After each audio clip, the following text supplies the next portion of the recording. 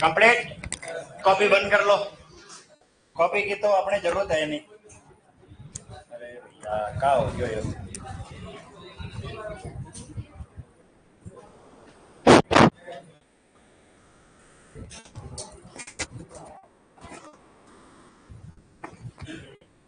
जुगाड़।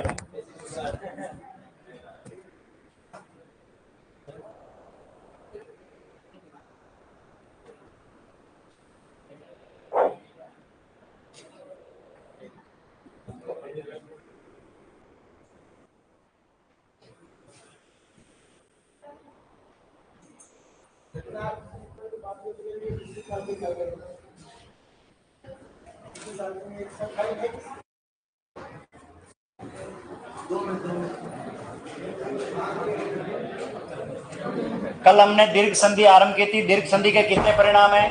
3। कौन कौन से हैं? ओके ठीक है, इसी को कंटिन्यू कर लेते हैं, सेव कर लेते हैं।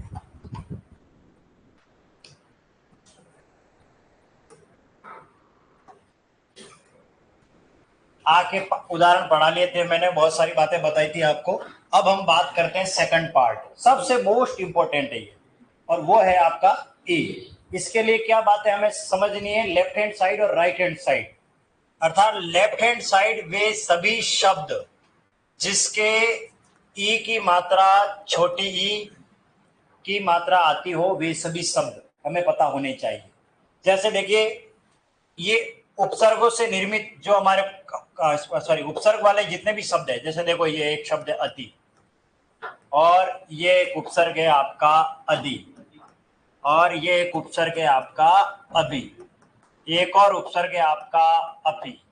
इसके अलावा देखिए उपसर्ग है परि और प्रति, वी और नि, यानी वे शब्द जिसके अंत में मात्रा कैसी आ रही है? छोटी आ रही है।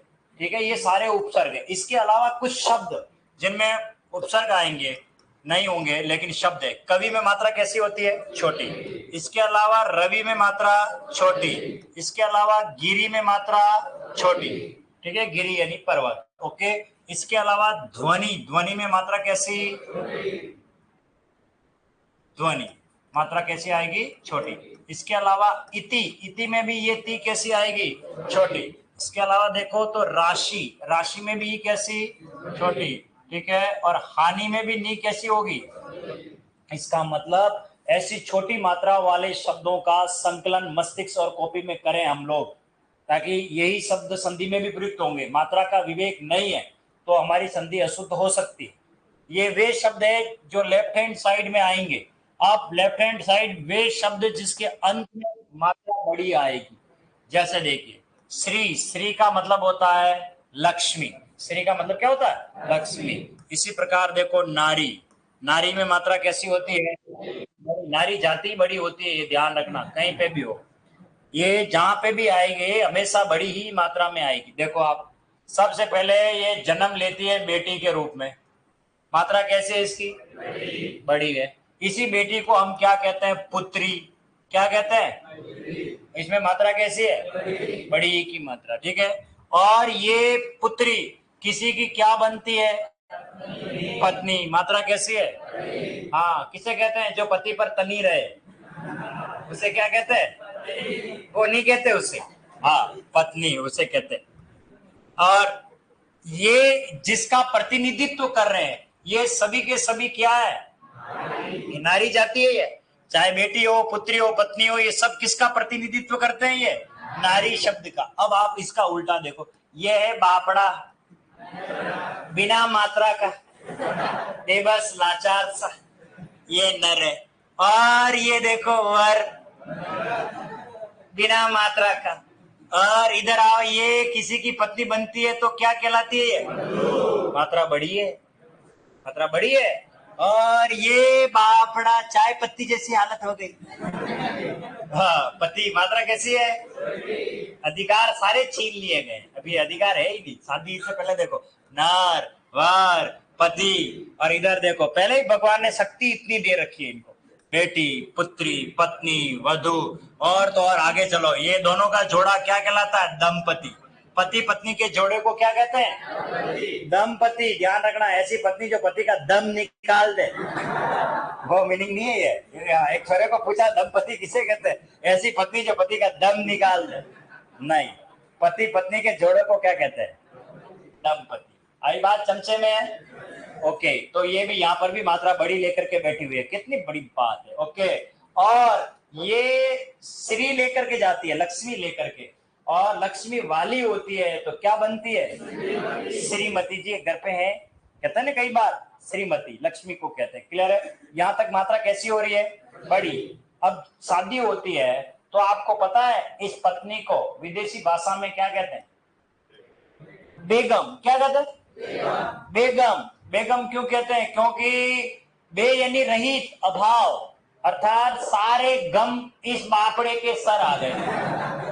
क्रीम पाउडर, लिपस्टिक, आईलाइनर, खोंडरे, सब खर्चा इसको करना है। ये गम रहित हो जाती है, सारे गम किसके पास आ जाते हैं? हाँ, ये ध्यान रखना, जिस दिन शादी होती है उस दिन को हम कहते हैं विवाह। क्या कहते हैं? विवाह। विवाह के दिन जब शादी जो पार्ट हो रही है शादी, उसी दिन विवाह में केवल विवाह होता है, उसी दिन ही वाह है, बाकी जिंदगी भर ये खिलाओ, वे लाओ, ये लाओ। कई बार कहा, हाँ मैं कोचिंग बोल रहा हूँ, चलो वीडियो कॉलिंग करके दिखाओ। होता है ना, कई बार होता है, बहुत सारी कंडीशन होती है, तो बापड़े के बहुत टेंशन है ये। ठीक है, तो श्रीमती, इन सब पे अधिकार देखो कैसे इनके बड़े हैं। ठीक है, अब देखिए इसमें एक कंडीशन ऐसी है जहां इसके अधिकार सशक्त है, मजबूत है। क्यों है? क्योंकि इसको पता नहीं है कि आगे बलि का बकरा बन रहा है, और तब ये होता है दुल्हा। और दुल्हे में ऊ की मात्रा कैसी है? बड़ी। और इधर है दुल्हा, सरमाइसी। यहां शक्ति क्षीण है, लेकिन जैसे शादी हुई सारी शक्तियां खत्म, और ये शक्तिशाली। भगवान तक भी डरते हैं इनसे, अपने पार्टनर के नाम को पहले लेकर के आते हैं। देखना आप, सीता राम, सीता पहले आएगी, राम बाद में आएगी। गौरी शंकर, गौरी पहले आएगी, शंकर बाद में। लक्ष्मी नारायण, लक्ष्मी जी पहले आएंगे, नारायण बाद में आएंगे। हाँ, राधे। तो महिलाओं को सशक्त किया गया है। क्या किया गया है? सशक्त किया गया है। तो इनकी मात्रा कैसी है? बड़ी होती है, ध्यान रखना। और ये किस, देखो इसमें देवी में मात्रा कैसी आ रही है? और ये देखो देव, मात्रा कहीं दिखी मेरी है। ठीक है, कहीं कहीं कर दे हे देवा, तो फिर हमको खुशी होती है, देवा ओ देवा, गणपति देवा। ठीक है, तो बात कर रहे थे हम मात्रा की, श्री नारी। ओके, श्रीमती में मात्रा कैसी? बड़ी। ध्यान रखना, मात्रा बड़ी। और पत्नी में मात्रा बड़ी। इसके अलावा देखो लक्ष्मी, लक्ष्मी में मात्रा बड़ी पाएगी। और रजनी में भी मात्रा, रजनी कहते हैं रात्रि को। रजनी किसे कहते हैं? रात्रि को। और ये शब्द है पृथ्वी। पृथ्वी का मतलब क्या होता है? धरती। ठीक है ना, और धरती की, ये पृथ्वी में भी मात्रा कैसी होगी? बड़ी। इसके अलावा देखिए ये एक शब्द है मही। मही का मतलब पृथ्वी। और सती, सती का मतलब होता है पार्वती। सती का मतलब क्या होता है? पार्वती। इसके अलावा देखिए और भी बात करें तो ये एक शब्द है देवी। मात्रा कैसी? बड़ी। नदी में मात्रा बड़ी आएगी, नदी में, देवी में, सती में, मही में भी मात्रा बड़ी आ जाएगी। ओके, इसी प्रकार देखो एक शब्द है जानकी। जानकी कहते हैं सीता मैया को। किसको कहते हैं? सा। और ये एक शब्द आपका आता है पार्वती। क्या शब्द है? पार्वती में भी मात्रा कैसी आएगी? बड़ी। यानी ये वे शब्द है लेफ्ट हैंड साइड वाले जिसके अंत में मात्रा कैसी आ रही है? बड़ी आ रही है। अब हम बात करेंगे राइट हैंड साइड वाले शब्दों। राइट हैंड साइड वे शब्द जो छोटी ई से आरंभ होंगे, क्योंकि संधि करेंगे ई और ई की, तो पहले उन शब्दों पर पकड़ होनी चाहिए। देखिए कुछ प्रत्यय लिखा रहा हूं मैं, ये इक प्रत्यय में ई छोटा होता है, ये ई वो एक प्रत्यय होता है, एक इत एक प्रत्यय होता है, और एक इन एक प्रत्यय होता है। ठीक है, इनकी मात्रा कैसे आ रही है? छोटी। इसके अलावा देखो ये एक शब्द होता है इष्ट। इष्ट में ई छोटा आता है, और इच्छा में भी ई कैसा आएगा? छोटा। और ये एक शब्द है इतर। इतर का मतलब होता है भिन्न या अलग। इसके अलावा इंदु। इंदु कहते हैं चंद्रमा को। इंदु किसे कहते हैं? चंद्रमा को। इसमें भी मात्रा कैसी आ रही है? छोटी। और इंद्र, इंद्र में भी कैसी आएगी? छोटी। ये सारे शब्द है, इक, इव, इत, इन, इष्ट, इच्छा, इतर, इंदु, इंद्र, सब की मात्रा छोटी। अब हम बात करते हैं बड़ी से आरंभ होने वाले। भगवान बड़े हैं तो मात्रा भी बड़ी है, ये याद रखने का तरीका याद रख लो। ईश, ईश यानी भगवान। और ईश्वर, ईश्वर में ई कैसी होती है? बड़ी। और ये है मोस्ट इंपोर्टेंट शब्द, इच्छा, पीछा नहीं छोड़ेगा। इच्छा यानी देखना, और देखने का काम हमेशा ऊंचाई से ही होता है, इसलिए देखने वाला कहलाता है ईक्षक। क्या कहलाएगा? और देखने का काम क्या कहलाएगा? ईक्षण। देखने का काम क्या कहलाएगा? ईक्षण। ठीक है। और ये एक शब्द होता है इप्सा। इप्सा का मतलब क्या होता है? इच्छा। और किसी से नफरत करना, जेलसी जो कहलाता है वो क्या कहलाता है? ईर्ष्या। ये खास शब्द मैंने लिखे, ईश, ईश्वर, ईक्षा, ईक्षक, ईक्षण, ईप्सा, ईर्ष्या। इन सब में ई की मात्रा कैसी आती है? ये सबसे इंपॉर्टेंट शब्द है। अगर हमने इन शब्दों को अच्छी तरीके से समझ लिया तो मैं दावे के साथ कह रहा हूं आप इससे सारी संधि, इस इक वाली मतलब ई वाली जो संधि है बड़ी वाली, वो कंप्लीट करके आओगे। कैसे? देखिए उदाहरण को लेते हैं अपन एक एक।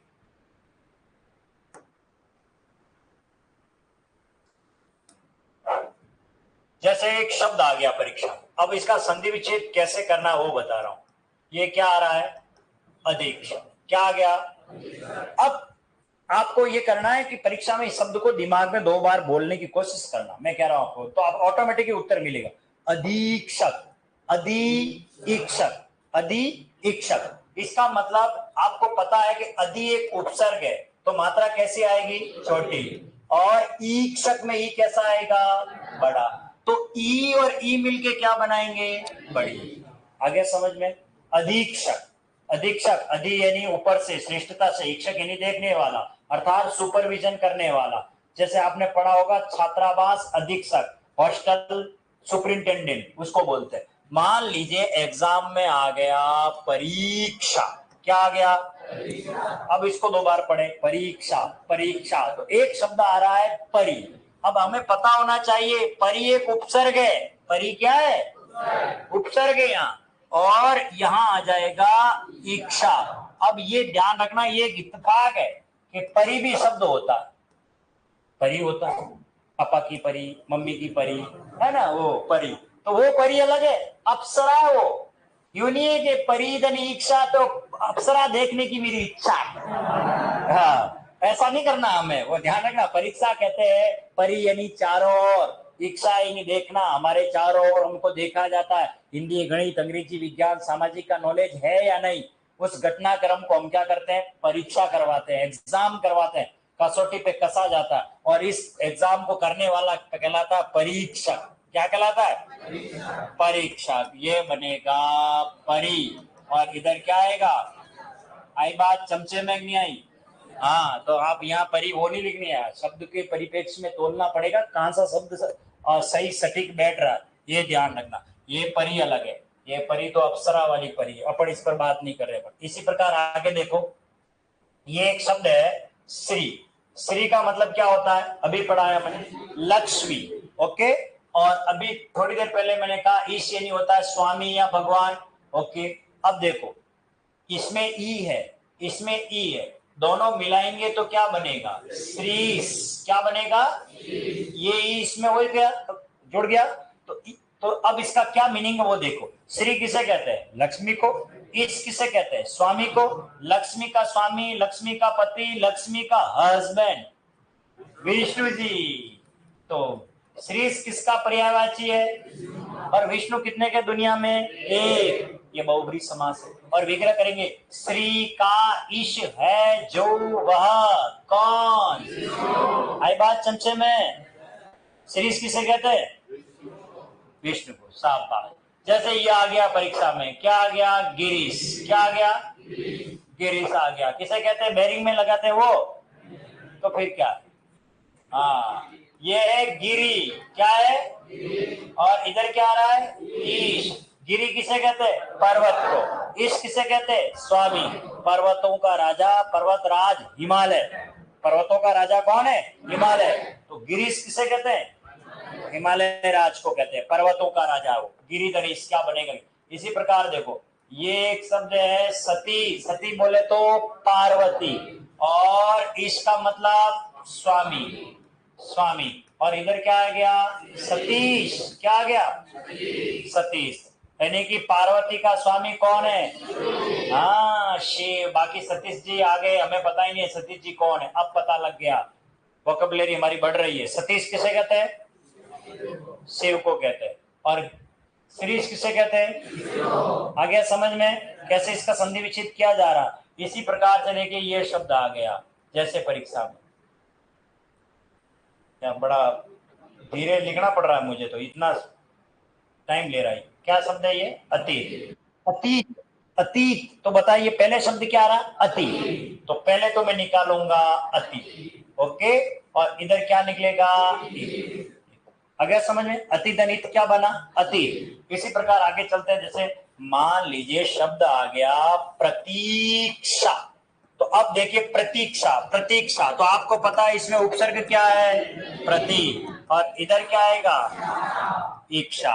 प्रतीक्षा है नहीं, देखना विशेष तौर से किसी का इंतजार करना क्या कहलाता है? प्रतीक्षा। मान लीजिए ये आ गए प्रतीक, तो बताओ इसमें क्या निकलेगा? प्रतीक, धन एक। क्या बनेगा? प्रतीक। क्लियर हो गया? यहाँ कोई मात्रा ही है मैन, ये ध्यान रखना। इसी प्रकार आगे देखो, और भी शब्द ले लेते हैं अपन नए नए कुछ और। जैसे ये आ गया रवि। आपको पता है रवि में मात्रा कैसी? छोटी। और इधर आ गया इंद्र, और क्या बनेगा? रविंद्र। रवि धनिंद्र से बनेगा रविंद्र। मान लीजिए ये आ गया जैसे कविंद्र। मैं इसका संधि विच्छेद नहीं कर रहा हूं, आप दिमाग लगाओ। तो मूल शब्द कौन है? कवि। तो कवि में मात्रा कैसी आएगी? छोटी। और इधर क्या आ जाएगा? इंद्र। आ गया समझ में? इंद्र। कवि धनिंद्र से क्या बना? कविंद्र। मान लीजिए ये आ गया जैसे गिरींद्र, तो क्या बनेगा? गिरी धन इंद्र। इस तरीके। मान लीजिए ये आ गया परीक्षा में, अपन को पता नहीं है इसका मीनिंग क्या है। क्या आ गया? जानकी। तो अब इसमें मूल ध्वनि निकालो, जानकी। आ गया, ओके। मूल ध्वनि निकालो, क्या होगा? ये आ गया जानकी। जानकी किसे कहते हैं? सीता। और इधर क्या निकलेगा? ईश। तो सीता का पति, सीता का स्वामी कौन है? तो जानकी किसका पर्यायवाची का? आई बात चमचे में? तो सारा खेल किसका है? मात्राओं का। किसका है? ये मात्रा अगर हमको ढंग से पता होगा, पता होगी, तो ये तो संधि आपकी सही होगी। ये कौन सी संधि का पार्ट है? दीर्घ संधि का दूसरा नियम। ई और ई के बाद ई और ई आए। अब हमें पता ही नहीं ई कैसा है, तो इसलिए ये आपको पहले ई का विवेक करवाया मैंने, ज्ञान करवाया कि ई छोटी भी होती है, ई बड़ी भी होती है। मात्रा का ज्ञान हुआ। ये हमने पढ़ा। कौन सा पार्ट हो गया आपके? ई का। अब हम बात करते हैं तीसरा नंबर। कौन सा? उ। लेफ्ट हैंड साइड में उ आएगा और राइट हैंड साइड में उ। तो इसमें भी सेम वही कंडीशन होगी, यानी कि वे शब्द जो लेफ्ट हैंड साइड में छोटे उ की मात्रा वाले होंगे, जिसमें छोटे उ की मात्रा आती है, स्वरों की मात्रा, सॉरी, उपसर्गों की मात्रा सदैव छोटी होती है। जैसे ये देखो, सु एक उपसर्ग है, मात्रा छोटी आएगी। अनु एक उपसर्ग है, मात्रा कैसी आ रही है? छोटी। यहां तक बात समझ में आ गई? इसके अलावा कुछ शब्द जो उपसर्ग तो नहीं है पर शब्द होते हैं, जैसे लघु। लघु में ऊ कैसा आएगा? छोटा। इसी प्रकार मनु में ऊ कैसा? छोटा। और साधु में ऊ कैसा आता है? छोटा। और परमाणु में ऊ की मात्रा कैसे लिखेंगे? छोटे ऊ की मात्रा लिखेंगे। ठीक है। इसके अलावा मधु में मात्रा कैसी? छोटी। ओके, मधु में भी मात्रा कैसी आएगी? छोटी। इसी के अलावा देखिए तनु, तनु में मात्रा कैसी? छोटी। और शिशु में ऊ कैसा? छोटा ऊ आ रहा नहीं आ रहा? यानी ऐसे शब्दों का हमें संकलन करना। ठीक है। एक शब्द है सिंधु। क्या शब्द है ये? सिंधु लिखवाया, सिंदूर नहीं। वो सिंदूर अलग है, रजिस्ट्रेशन फार्म। हाँ, एक चुटकी सिंदूर की कीमत तुम क्या जानो राकेश बाबू। सिंधु अलग है। सिंधु कहते हैं समुद्र को। किसे कहते हैं? समुद्र। ठीक है, सिंधु समुद्र को कहते हैं। मात्रा कैसी आएगी इसमें? छोटी आएगी। और भी आएंगे इसमें तो अपन ऐड करते जाएंगे, ये याद रखना। वे शब्द जो छोटे ऊ के बाद बड़े ऊ की बात कर रहे हैं, जिसके बड़े ऊ की मात्रा अंत में आती हो, जैसे देखो भू, भू यानी होता पृथ्वी, भू का मतलब क्या होता है? पृथ्वी। ओके, इसके अलावा एक शब्द होता है वधु। क्या शब्द होता है? और वधु में मैंने अभी बताया बहू को कहते हैं वधु। ओके, और ये एक शब्द होता है चमू। क्या शब्द है? चमू का मीनिंग होता है सेना। चमू का मीनिंग क्या होता है? सेना। और ये एक शब्द होता है सरयू। क्या है ये? सरयू एक नदी का नाम है जिसके किनारे अयोध्या बसा हुआ है। इन सब की मात्रा कैसे आ रही है? बड़े ऊ की आ रही है। संधि विच्छेद में यही ध्यान रखना, ये लेफ्ट हैंड साइड का पार्ट है। अब हम बात करते हैं राइट हैंड साइड। वे शब्द जो छोटे ऊ से आरंभ होंगे, जैसे ये देखो उदय, उदय में ऊ कैसा आएगा? छोटा। जैसे उत्सव,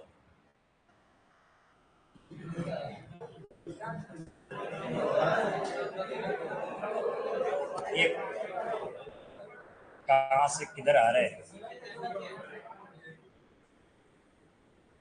ऑटोमेटिक ही जेके आ रहा है कि मुझे पढ़ा लो। उत्सव, उत्सव, उदय, उत्सव। ठीक है, मुझे भी अब डर लगने लग रहा है कोई कोटपुतली नहीं आ जाए अंदर से कोई। हाँ फिर जी हाँ जिला आ जाए, बोले कि अभी अभी हम ताजा ताजा बने, पहले हमें पढ़ाओ, ये तो कब से उत्सव मनाए जा रहे। उदय, उत्सव। इसी प्रकार से देखिए ये एक शब्द है उद्योग। उद्योग में वो कैसा आएगा? छोटा। ये उपयोग में वो कैसा आएगा? छोटा। वो छोटे वो सारे वो कैसे आ रहे हैं? छोटे हो। इसी प्रकार से देखिए अपन बात करते हैं उक्ति। उक्ति का मतलब होता है कथन या बात, जो कथन होती है ना, बात। इसी प्रकार कुछ शब्द याद आ जाए, जैसे देखिए भानु। भानु कहते हैं सूर्य को, और विदु कहते हैं चंद्रमा को। भानु, विदु, ये दो शब्द है। भानु सूर्य को कहते हैं, विदु। इसके अलावा कुछ बातें जो कड़वी होती है, कटु, उसे हम क्या कहते हैं? कटु। कटु यानी क्या होता है? कड़वा। तो देखो मैंने दो शब्द अभी पढ़ाते पढ़ाते याद आए तो मैंने तुरंत यहाँ लिख दिए। ऐसे शब्दों का संकलन करना सीखे जिनमें मात्रा छोटी आ रही है, बड़ी आ रही है, दिमाग में और कॉपी में। उदय, उत्सव, उद्योग, उपयोग, उक्ति। और ये एक शब्द है उमंग। उमंग में वो कैसे? छोटा। और उल्लास में वो कैसा? ओके, ये। अब हम बात करते हैं वे शब्द जिसमें ऊ की मात्रा बड़ी है, अर्थात बड़े ऊ से आरंभ होंगे। जैसे देखिए ऊष्मा। ऊष्मा में ऊ कैसा आता है? बड़ा। इसी प्रकार देखो ऊर्मी। ऊर्मी यानी होता है लहर। ऊर्मी यानी क्या होता है? लहर। ठीक है, ऊ की इसकी मात्रा है बड़े ऊ की मात्रा। इसके अलावा एक शब्द होता है ऊर्ध्व। ऊर्ध्व का मीनिंग होता है ऊंचा। ऊर्ध्व का मीनिंग क्या होता है? ऊंचा। तो ऊष्मा, ऊर्मी, ऊर्ध्व और ऊंट नहीं, ऊर्जा। अरे नहीं लिखना है, अरे ऊन ये संस्कृत के शब्द है। संस्कृत के शब्द की संधि पढ़ रहे हैं, हिंदी के शब्दों की थोड़ी पढ़ रहे हैं। ये तो खूब सारे मिलेंगे, अपन संस्कृत के शब्दों की बात कर रहे हैं। ठीक है, ऊष्मा, ऊर्मी, ऊर्ध्व, ऊर्जा, सारी मात्रा कैसी है? बड़े हो के। यस, अगर इन मात्राओं का हमें अच्छी तरीके से विवेक है तो अब तीसरे पार्ट को अपन अच्छी तरीके से समझ सकते हैं। कैसे? देखिए उदाहरण से समझा देता हूं पहले। देखो ये है सु, मात्रा कैसी है? छोटी। और यहाँ एक शब्द आ रहा है उक्ति। क्या आ रहा है? अब देखिए ऊ और ऊ मिलके क्या बनाएंगे? बड़ा ऊ। और क्या बनेगा? सुक्ति। सु यानी अच्छा, अच्छी। उक्ति यानी कथन या बात। वो ऐसी बातें जो नीतिगत हो, व्यवहारगत हो, जो हमारे अंदर अच्छी आदतों का विकास करती हो, ऐसी बातें सुक्ति कहलाती है, जो संस्कृत में श्लोकों के माध्यम से कही जाती थी। कभी आपने बचपन में पढ़ा हो तो। जैसे एक लाइन कहूं मैं, क्षमा वीरस्य भूषणम, ये एक सुक्ति है। क्षमा वीरस्य भूषणम, क्या मतलब है इसका? कि क्षमा वीर पुरुषों का आभूषण होता है। वीर पुरुषों का आभूषण क्या है? क्षमा। अर्थात कोई बलवान है, ताकतवर है, पराक्रमी है, शूरवीर है, बहादुर है, और किसी को वो क्षमा कर लेता है तो वो व्यक्ति वास्तव में बहादुर कहा जाएगा। बाकी कोई पापड़ जैसी शकल वाला, अगरबत्ती जैसी शकल वाला कोई आदमी है और वो ये कह दे मेरा लड़ने का मूड नहीं है, जाओ माफ किया, तो ये सामर्थ्य नहीं है, ये उसकी कायरता है। ये उसकी क्या है? तो इसी कायरता को लेकर के रामधारी सिंह दिनकर ने एक बात कही थी कुरुक्षेत्र में। उनका एक बहुत बड़ा काव्य है कुरुक्षेत्र। उन्होंने बहुत अच्छी पंक्ति कही उन्होंने कि वास्तव में वीर पुरुषों का आभूषण क्षमा कैसे होता है। उन्होंने एक पंक्ति कही थी, मुझे याद है अच्छी तरीके से, कि क्षमा शोभती उस भुजंग को। क्षमा किसे कहते हैं? माफी। कि क्षमा शोभती उस भुजंग, भुजंग कहते हैं सांप को। क्षमा शोभती उस भुजंग को जिसके पास गरल हो, गरल यानी जहर, वह सांप जिसके मुंह में जहर की थैली हो, काटते ही आदमी मर जाए, पानी तक नहीं मांगने देवे, ऐसा सांप फन लेके खड़ा हो जाए, ये कहते हैं भाई साहब डसने का मूड नहीं है, जाओ, तो बात समझ में भी आती है। बात समझ में आ रही? जैसे ब्लैक मांबा, अभी नाम सुना? नहीं सुना? आज में एक बार हो के तो ब्लैक मांबा अब सुना।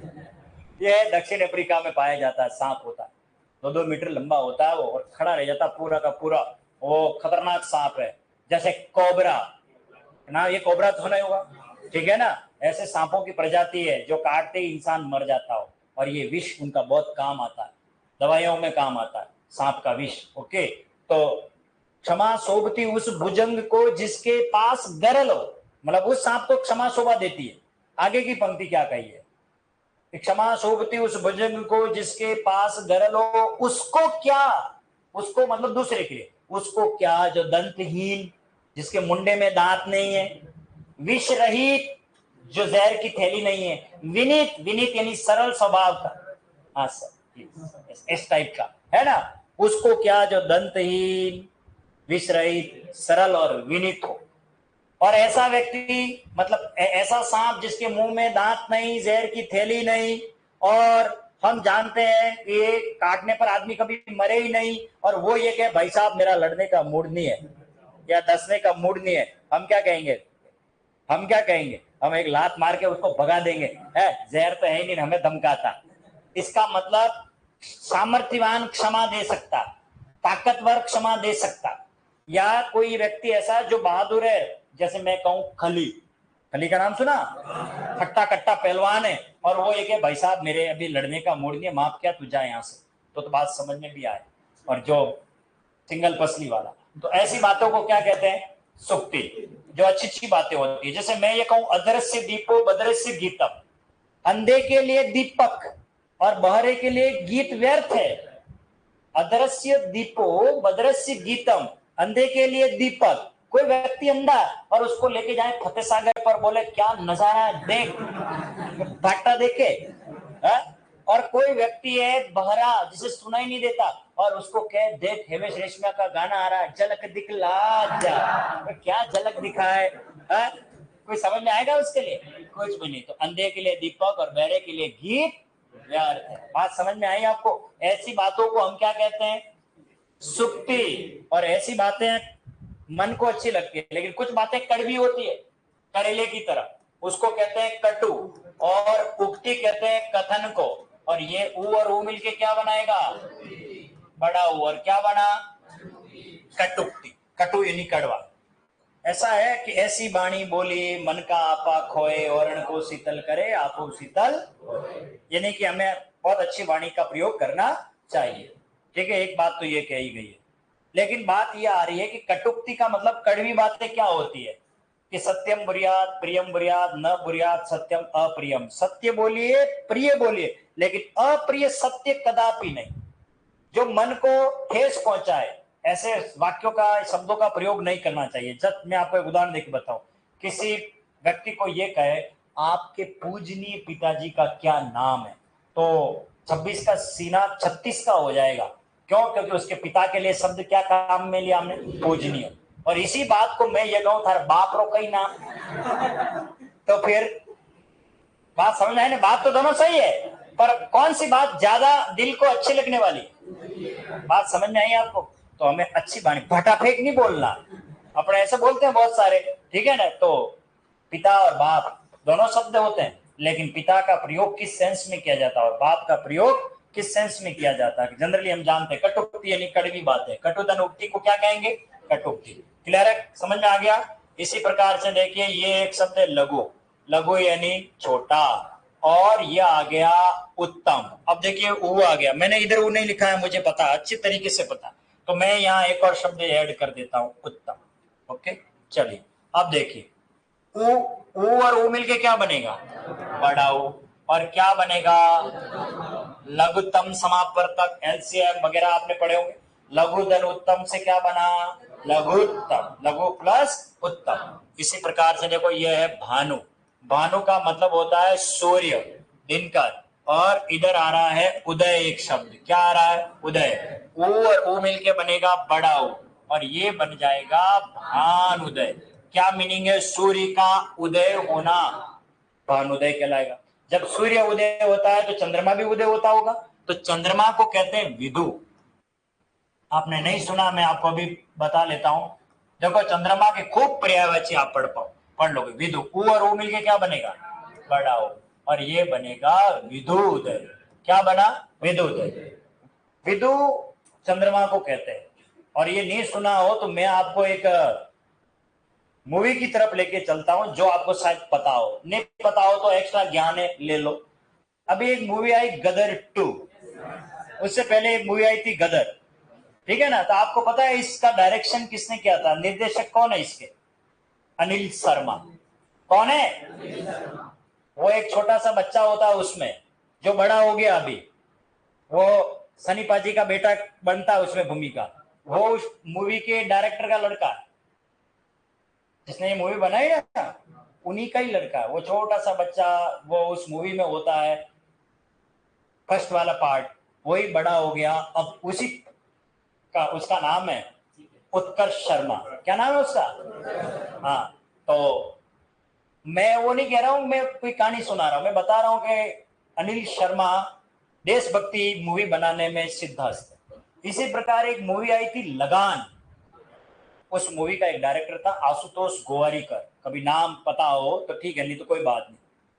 तो डायरेक्टर का नाम है आशुतोष, मैं पढ़ाऊंगा आपको, समास में शब्द आएगा वो पढ़ाऊंगा मैं। आशुतोष मेरा पहला उदाहरण यहीं से होता है, समास जब पढ़ाता हूं मैं, ठीक है।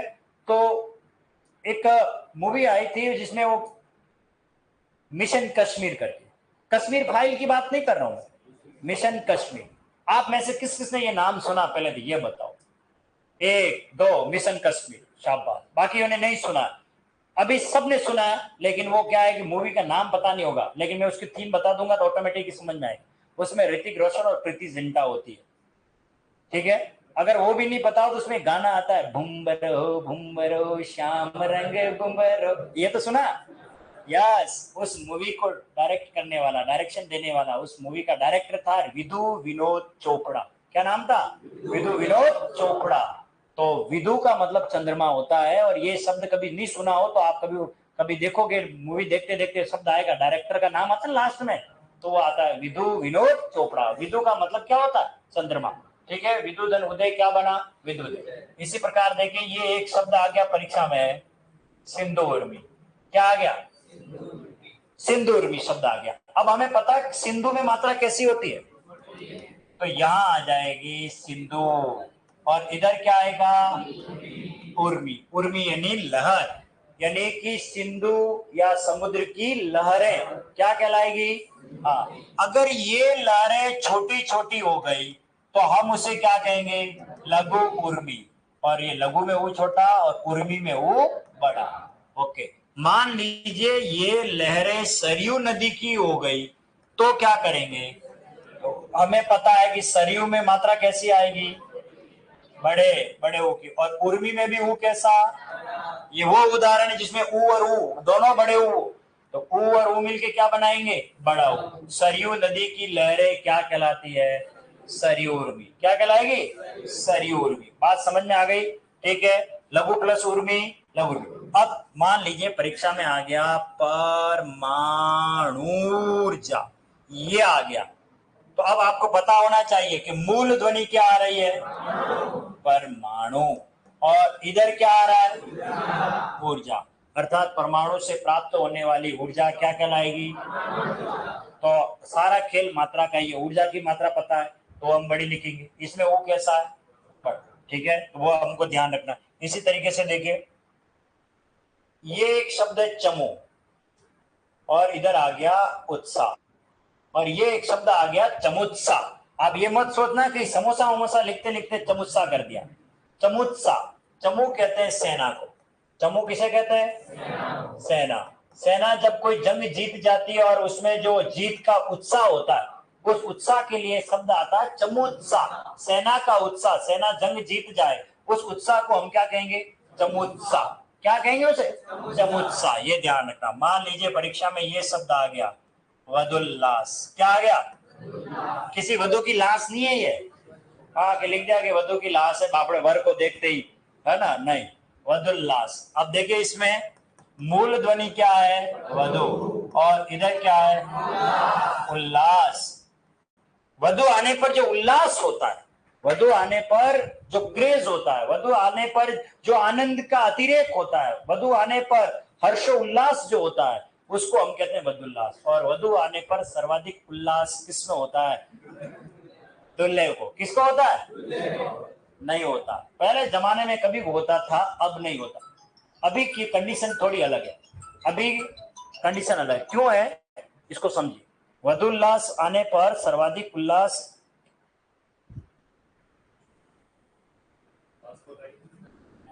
देखो अभी बता रहा हूं, पूरी क्लियर कर लेते। देखो, वधु आने पर सर्वाधिक उल्लास पहले दूल्हे में होता था, अब नहीं होता। रीजन ये है, आजकल आपको पता है एक शादी का एक ट्रेंड चला है, pre wedding and post wedding. पहली बात तो जो जानते हैं वही, जो नहीं जानते हैं उनके लिए जानने की भी जरूरत नहीं है, कहीं जब मतलब नहीं है, सब फालतू चोचले ही है, ठीक है ना? तो सोशल मीडिया इतना अपने पास है, व्हाट्सएप, मोबाइल वगैरह, इंटरनेट वगैरह, वीडियो कॉलिंग वगैरह, तो लड़का लड़की एक दूसरे को बखूबी जानते हैं, देखते हैं, परिचय होता है। माता पिता, लड़की के माता पिता लड़के के सगाई संबंध वगैरह सब करते हैं। तो पहले देखते हैं, मिलते हैं अच्छी तरीके से, फिर उसके बाद सगाई वगैरह और शादी होती है। इसलिए आज की स्थिति थोड़ी बदली हुई परिवेश की। पहले ऐसे नहीं हुआ था।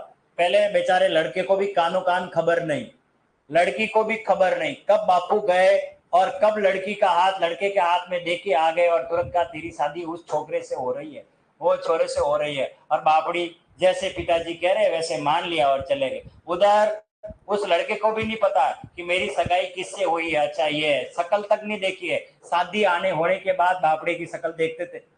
हाँ, तो इसलिए पहले विवाह वास्तव में होते थे, पहले विवाह वास्तव में होता था। तो एक शब्द होता है प्रणय और एक होता है परिणय।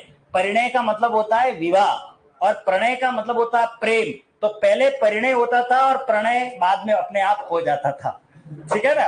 अब उल्टा, अभी प्रणय पहले होता है और परिणय बाद में होता है, ठीक है? तो पहले शादी हो, अब मामला अलग हो गया। तो जिस लड़की की शादी होती है, जिस लड़के के साथ, वो लड़के वाले मतलब लड़का और उस लड़के के घर वाले सभी जानते हैं, उनके लिए कोई ज्यादा चर्चा का विषय नहीं होता। चर्चा का विषय तो उनके लिए होता है जिसने उस वधु को देखा नहीं है। वो जब शादी करके आती है रिसेप्शन में और इतने इतने 2-2, 3-3 फीट का घुंघटा यूं लगा करके आती है और दो जने उसकी वो साड़ी लहंगा जो होता है उसको पकड़ने वाले बेचारे ऐसे होते हैं, जैसे मतलब यूं लग रहा है कि अभी नीचे पड़े, नीचे नहीं पकड़े तो ऐसे वो वधु आती है। और सबसे ज्यादा क्रेज होता है बच्चों में। किसमें होता है? बच्चों में, क्योंकि उन्होंने वो नमूना पहली बार देखा। ये आखिर नमूना है कौन, ठीक है? अब भगवान भी साथ देता है, किस्मत भी साथ देती है। जब वो वधु इतना बड़ा घूंघटा लेकर के चल रही होती है और थोड़े आगे जाती है, वो टेंट का पंखा जानते हो, खपक खपक हवा करता है और वो टेंट वाला पंखा ऐसा चल रहा होता है, हवा से उसका दुपट्टा उड़ता है और लड़के कहते देख ली दी रे। ओके, तो वधु आने पर सर्वाधिक उल्लास जिसमें होता है वो बच्चों में होता है। किसमें होता है? तो मैं आपको बताऊं, मैं पहले, बहुत पहले मैंने 10 साल कर्मकांड और ज्योतिष का काम किया हुआ है, ठीक है ना? मैं आपको बता रहा हूं ना, मैं पहले शादी करवाने जाता था, अभी नहीं, क्योंकि मेरे पास इतना समय मिलता नहीं है, ठीक है ना? और बहुत सारी स्थितियां ऐसी आई मेरे सामने, तो मुझे उस काम को छोड़ना पड़ा, सरकारी सेवा में आ गया, फिर मैं पढ़ाने लग गया, तो मेरे पास समय नहीं रहता। पहले पंडित का काम करते थे, तो ज्योतिष का काम, मकान का नांगल, ज्योतिष का जितने भी काम होते वो करने जाता था। तो शादी का मेरा एक्सपीरियंस बता रहा हूँ मैं, क्योंकि दूल्हे दुल्हन जो होते थे वो फेरे लेते, वो सारे घटनाक्रम जो होते थे उसमें तो एक नजारा मेरे सामने ऐसे आया था कि वास्तविक घटना बता रहा हूं मैं आपको। इसलिए मैं बता रहा हूँ बच्चों में क्रेज बहुत होता था, क्योंकि ये अपना राजस्थानी परिवेश जो है वो घूंघट प्रथा पर बिलीव करता है, तो घूंघट तो होता ही है, आजकल कम हो गया है, ठीक है ना। मैं आज से उस समय की बात कर रहा हूँ जो 2005 और 2010 का समय चलता है। अभी बात 12 13 15 साल हो गए इस बात को। मैंने पेशे को भी छोड़ दिया, मतलब ये कार्य भी छोड़ दिया, मैं अब नहीं करता हूँ, पहले करता था कार्य। तो मैंने वहां एक गांव में शादी कराने गया था, तो बेचारे छोटे छोटे टाबरे और पैंट लेके यूं पकड़ रहे खड़े हुए, यो हाँ अगर छोड़ दे तो वर्ल्ड कप है ना। वो ताली भी नहीं बजा सकते, ठीक है ना, ये हालत थी, ठीक है ना। अरे पहले तो ये खतरनाक स्थिति थी शादी में भी, मतलब आगे पीछे शादी होने के बाद भी इतना खौफ हुआ करता था कि पति पत्नी साथ नहीं चल सकते थे। पति आगे चलता था, पत्नी पीछे पीछे चलती, और पत्नी अगर आगे चल रही है तो पति थोड़ा फासले पे होगा। बस में भी बैठते तो दोनों साथ में नहीं बैठते, हाँ, आगे पत्नी बैठी, पीछे आदमी बैठा हुआ है, और उसे वो किराए मांगने के लिए भी आता है पीछे। बात समझ आए ना, वो ऐसे इशारे करते थे, मतलब और है आगे, ठीक है, पीछे का भी, तो आगे का कोई बैठा होता है, एक टिकट पीछे एक आगे काटो ऐसे हुआ। अब दिक्कत ये है कि अब पीछे 2 3 लोग बैठी हुई है, अब किसका टिकट किससे साथ कटा हुआ ये भी नहीं पता, तो फिर वो पीछे वाला कंडक्टर उसको कहता हाँ ये लो सही बता रहा हूं मैं, ये कंडीशन होती थी। तो मैंने परिवेश देखा गांव में, तो वहां बच्चे ज्यादातर ऐसे, क्योंकि वो पहली बार देखते थे कौन है, घर वाले जानते थे थोड़ा बहुत, तो इसलिए तो वधु आने पर जो सर्वाधिक उल्लास होता है उसे हम क्या कहते हैं, वधुल्लास। किसी वधु की लाश नहीं है, ये ध्यान रखना। वधु धन उल्लास, वधुल्लास। समूह किसे कहते हैं, सेना को। सेना आने पर जो उत्साह होता है उसे क्या कहते हैं। क्लियर हो गया, ये आपके दीर्घ संधि के दोनों पार्ट मैंने पढ़ा लिया, अब इनको छाप लो फटाफट।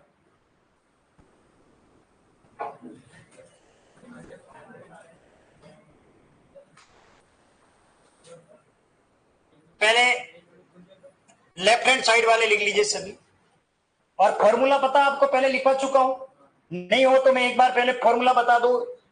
ये सेकंड पार्ट पढ़ रहे हैं अपन, लेफ्ट हैंड साइड छोटी या फिर आएगी बड़ी, और राइट हैंड साइड छोटी या फिर आएगी बड़ी, तो परिणाम क्या मिलेगा, बड़ी ई। आ गया समझ में। इसी तरीके से तीसरे का फॉर्मूला क्या होगा, लेफ्ट हैंड साइड छोटा हो या बड़ा हो, और राइट हैंड साइड छोटा हो या बड़ा हो, क्या बनेगा, बड़ा हो। ओके, चलिए ये फॉर्मूला, ये तो आप लिख लोगे। तो अब वे लेफ्ट हैंड साइड वाले शब्द लिख लीजिए, सॉरी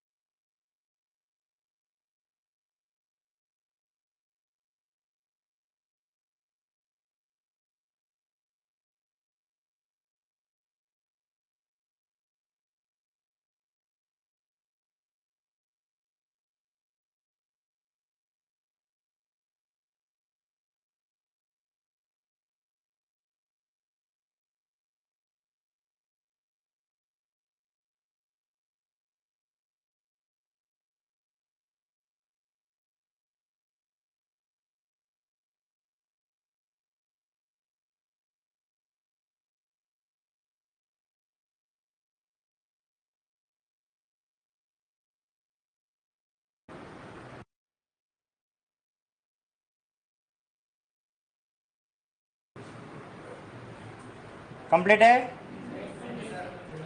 कल मेरी क्लास हो भी सकती है, नहीं भी हो सकती है।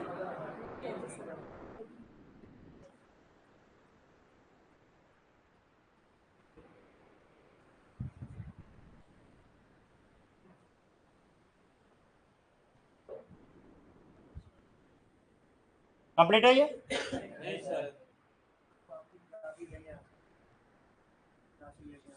अच्छा, खाली हिंदी पढ़नी आते हो, बाकी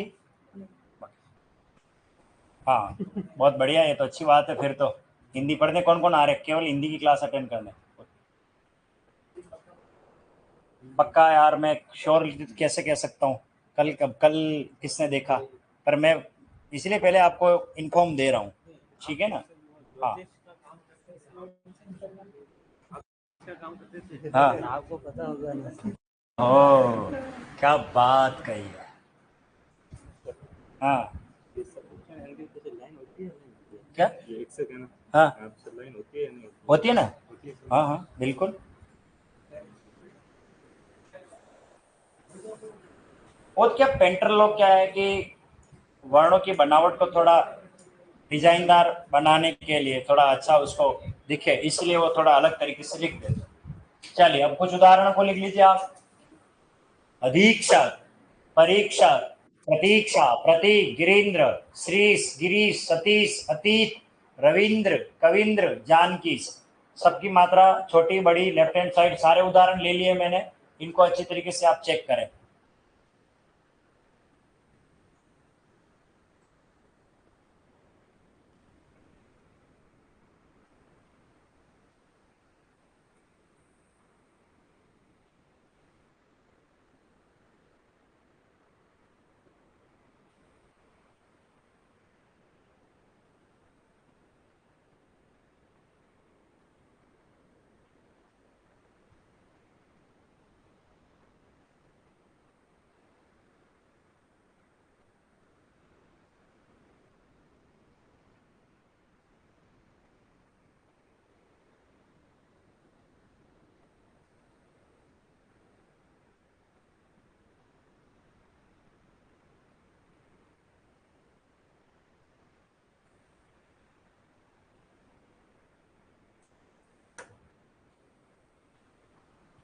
कंप्लीट।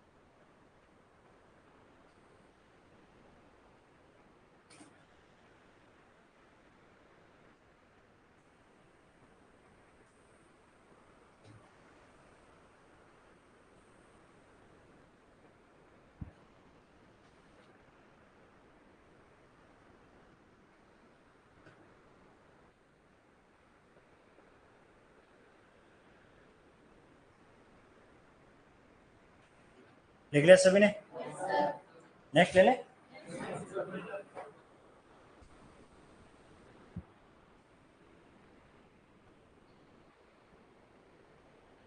मुझे यकीन है पक्का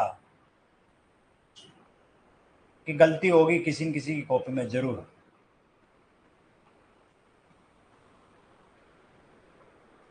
देखता हूँ अभी मैं कॉपी में।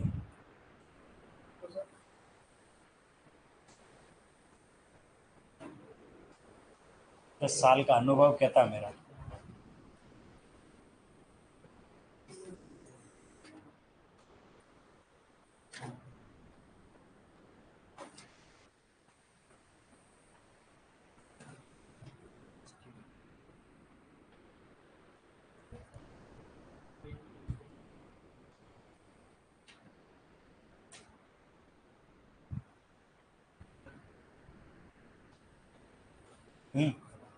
जैसे सर ये जैसे आधा नहीं तो ये भी करेक्ट है? नहीं, करेक्ट नहीं है ये तो चलने के लिए अभी हिंदी का जो नहीं लिखते हैं, सब है खड़ी पाई वाले जितने भी है वो भी जाते हैं, बनने में और जिनके खड़ी पाई नहीं होती उनको लिख करके उसके नीचे हलंत लगाया जाता है। जैसे विद्यालय तो द के खड़ी पाई नहीं होती ना, तो द के हलंत लगता अलग लगता है ना। जैसे अपन भुट्टा लिखते हैं तो ट के खड़ी पाई नहीं होती, हलंत लगता है, ठीक है ना। जैसे कबड्डी, कबड्डी, हाँ, तो इस तरीके से हड्डी। लेकिन चंदन लिखते ना, चंदन, तो आधा लिखते थे, तो न के खड़ी पाई होती है तो उसको बिंदी में लिखेंगे। हिंदी, इसको भी बिंदी में लिखेंगे।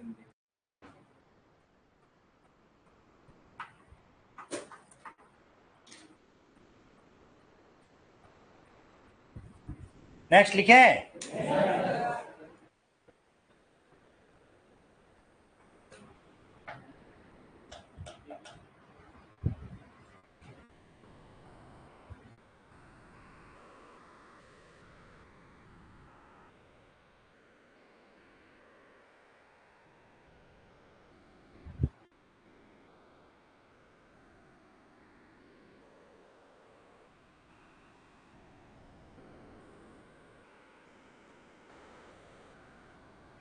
नेक्स्ट ले लो।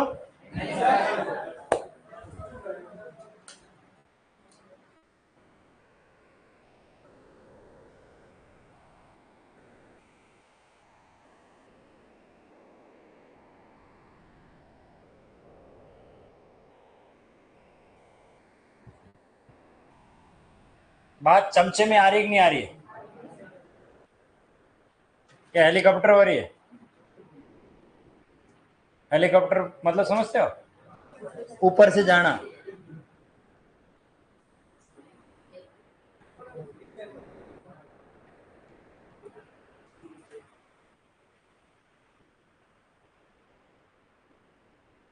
नेक्स्ट है ना,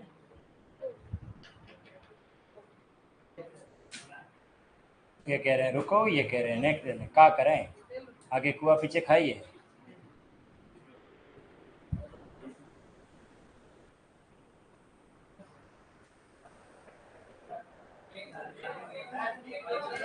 भागिए, चल आपको भी मौका मिला कटपुतली कर नचाने का।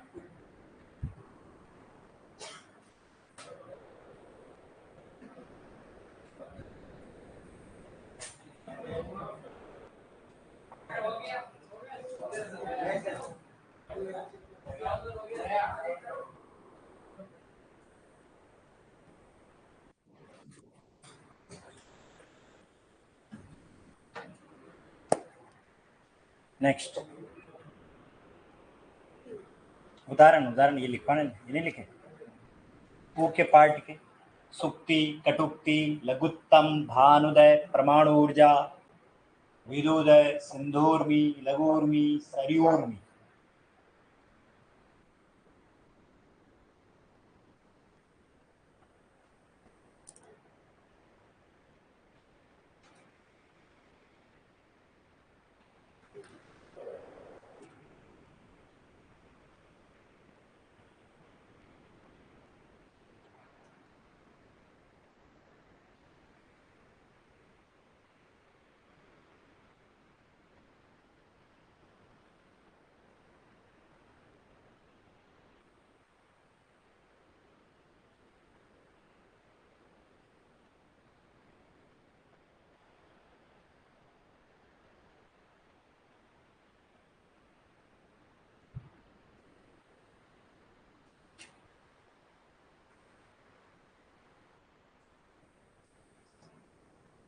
उर्मी का मतलब क्या होता है?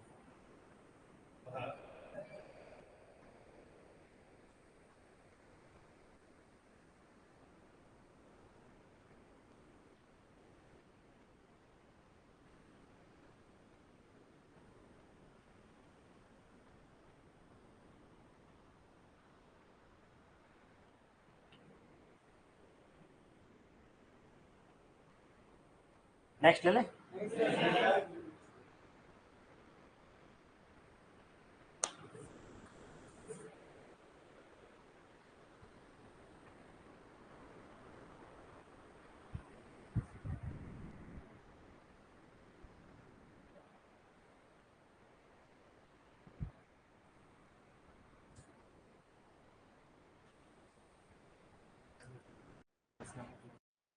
क्या क्या? इसका मतलब ये सीधा हाथ, हैंड, हाथ, ठीक है ना, साइड यानी इस तरफ। तो जब अपन फॉर्मूला किधर है, फॉर्मूला ई और ई वाला, तो इस साइड वाले जो शब्द आएंगे, इधर ई वाले भी तो शब्द आएंगे। तो ऐसे कौन कौन से शब्द हैं इसे आरंभ होते हैं? एक ई, ई आया समझे? ये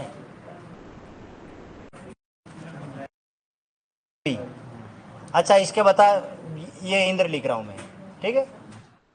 मुझे बता, इसमें ये जो ई है, छोटी एक बड़ी? छोटी है, छोटी है। तो आपके किस साइड है ये? हाँ? तो ये लेफ्ट हैंड हुआ कि नहीं हुआ? लेफ्ट हैंड साइड वाला हुआ कि नहीं हुआ? और ये इंद्र, ई छोटी है, तो किस साइड है आपके? राइट है।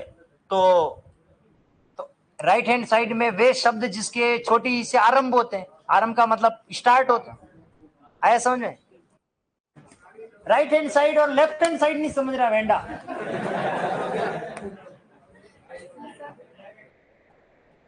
हाँ हाँ बोल। हाँ? तनु, तनु यानी दुबला पतला।